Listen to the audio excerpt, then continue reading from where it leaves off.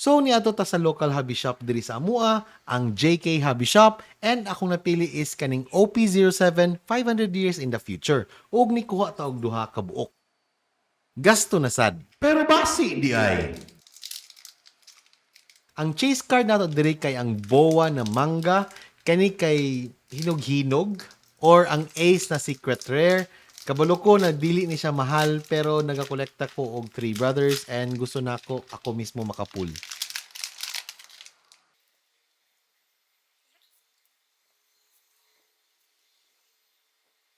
Sa atong first pack, ang ato nakuha kay rare na kako.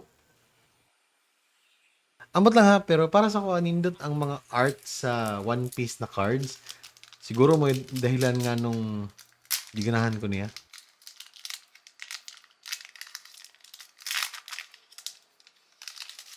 Muna itong second pack and last pack. Hopefully natin makuha ang nindot-nindot dire. Ug ang ato ang last card is Luffy nga nagboxing. Meow, meow, meow. Okay lang na.